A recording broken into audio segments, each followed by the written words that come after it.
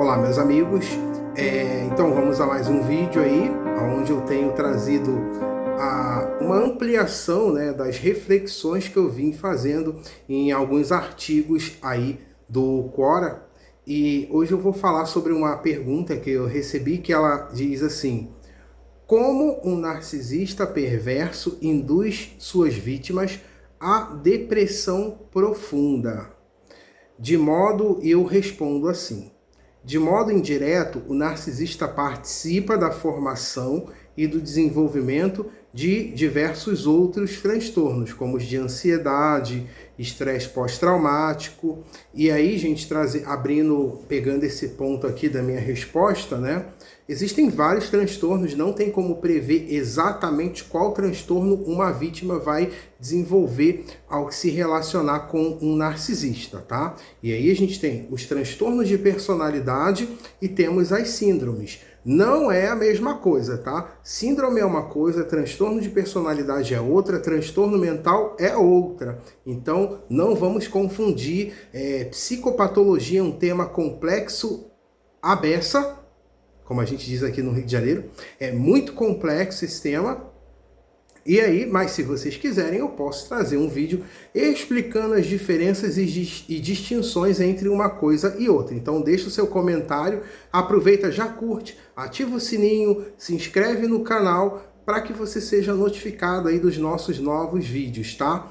E aí, voltando ao raciocínio clínico aqui, as síndromes têm diversas, né? Se a gente for falar aqui, a gente tem síndrome de Estocolmo, síndrome da impostora, síndrome da redentora, síndrome da abstinência emocional, síndrome do desamparo aprendido. A gente tem aí um mar de síndromes, de problemas que muitas dessas vítimas desenvolvem, até do lado do narcisista também. A gente tem síndrome do Dom Juan, que confunde muito com narcisismo. Se vocês quiserem só deixar a sugestão, eu trago esse tipo de conteúdo aqui também. Então, assim, é um amplo arsenal de problemas aí que as vítimas tendem, infelizmente, a desenvolver nessas relações, tá? E aí, continuando a minha leitura aqui, da minha resposta para essa pergunta, a vítima sofre com o insucesso de um relacionamento em que acreditou, o plantou com lágrimas, investiu tempo, dinheiro,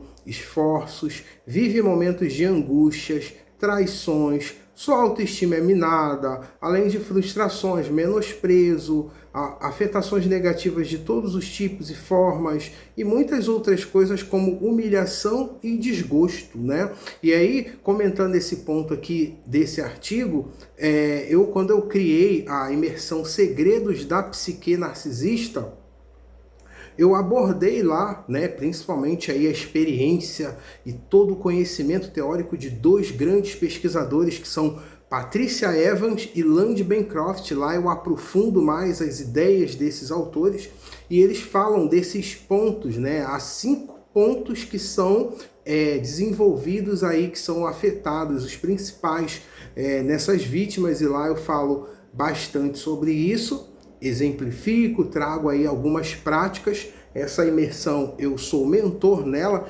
juntamente com o meu querido amigo Carlos Narci, ele que é especialista em narcisismo, ele é autor desse livro aqui, opa, tá de cabeça para baixo, ele é autor desse livro aqui, que eu tive o privilégio de receber aí direto do próprio autor, que gravou comigo essa imersão. Produzimos esse material que já está disponível.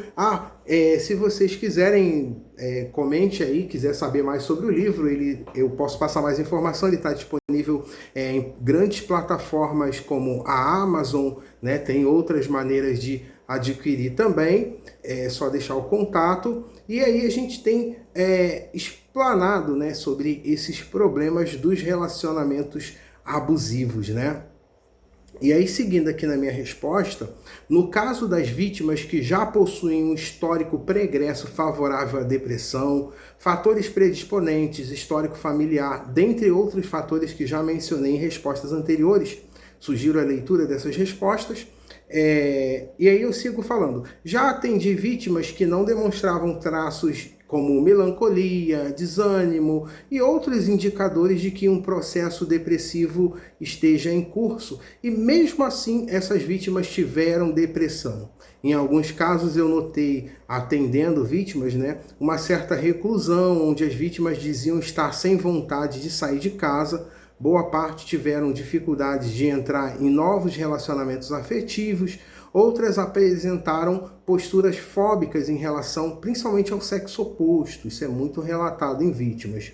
O fato de ter iniciado uma relação com narcisistas já é um sinal contundente de porta aberta e vulnerabilidade, que eu nem preciso falar aqui da importância do tratamento, da psicoterapia. Inclusive esse ponto aqui é algo que eu abordo no meu e-book que eu escrevi, o e-book O Perfil da Vítima do Narcisista Patológico. Ali eu falo sobre esses pontos, falo sobre algumas das síndromes que eu citei aqui, como a síndrome de abstinência emocional, falo sobre a síndrome do desamparo aprendido, acredito que eu falo da de Estocolmo também, agora não me recordo com precisão absoluta, mas eu falo de algumas síndromes e relaciono com algumas importantes teorias que falam, que passam por essa ideia aí, das síndromes, né? A gente tem grandes autores nessa área, a gente tem o Triângulo do Kerpman, que ele expõe essa dinâmica entre perseguidor, salvador e vítima. É muito interessante, eu desenvolvo essa ideia lá de uma forma bastante didática. Posso gravar um vídeo e trazer aqui, comente aí se você gostaria de ver esse tipo de conteúdo sobre os relacionamentos, sobre narcisismo, sobre abuso sendo abordado aqui, tá? Você que ainda não deixou o like aí, deixa aí. E seguindo aqui, eu digo assim, alguns dos primeiros sinais de desenvolvimento de uma depressão leve são isolamento, perda da vontade de fazer as coisas que antes a pessoa gostava, cansaço físico, tristeza sem motivo aparente, alterações de sono, da libido, do desejo, do apetite. Esses são alguns dos sinais mais comuns da manifestação do transtorno depressivo, da distimia, do transtorno depressivo persistente. Toda atenção quanto a isso é importante. Um relacionamento saudável pode favorecer o nosso crescimento pessoal, especialmente quando nos sentimos confirmados, aceitos, validados. O narcisista faz o oposto disso, né? Em abusos psicológicos como gaslighting e outras manobras perversas. Então a relação com ele apequena e adoece muito a vítima. Converso diariamente com dezenas de vítimas e constato rapidamente o quanto que essas pessoas adoeceram, o quanto que a sua interioridade está destruída e devastada por esse tipo de relação tóxica e mobilizadora da inanição. E eu falo sobre a inanição também nesse meu e-book, O Perfil da Vítima do Narcisista Patológico. Inclusive vou deixar informações aqui, caso você queira adquirir alguns desses materiais ou mesmo conhecer outros materiais que eu também desenvolvo no meu site. Eu vou deixar o endereço também. Mas basicamente é isso sobre essa pergunta aí, né, de como que um narcisista perverso induz suas vítimas à depressão profunda, né, de muitas formas abusivas. Eu tenho publicado agora também em alguns grupos no Facebook, muitas pessoas me solicitaram trazer esse artigo e eu estou falando lá sobre os tipos de manobra que o narcisista faz e o que isso altera na vítima. De que maneira isso afeta a vítima, né? A nível mesmo das alterações da química, da neuroquímica cerebral das vítimas, da neurofisiologia das vítimas, porque algumas estruturas, inclusive, são alteradas, né? A gente tem a alteração das amígdalas, né? As amígdalas das vítimas em pesquisas com exames de ressonância magnética funcional mostraram um inchaço, né? Eu já falei até em alguns vídeos, tem um vídeo antigo onde eu explano isso, tá aqui no canal.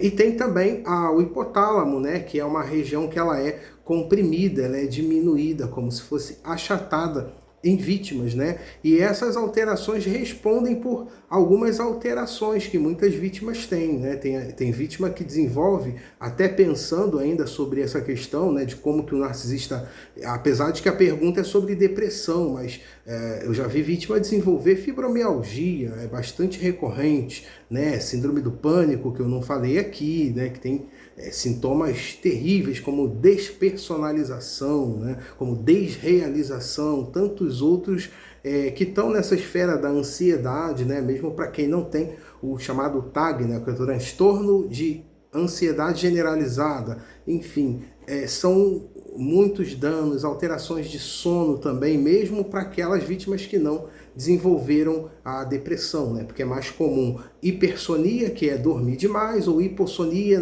nas vítimas que dormem de menos, né? As pessoas que sofrem de insônia, quando isso está relacionado principalmente à depressão, né? Existem outras causas para insônia também.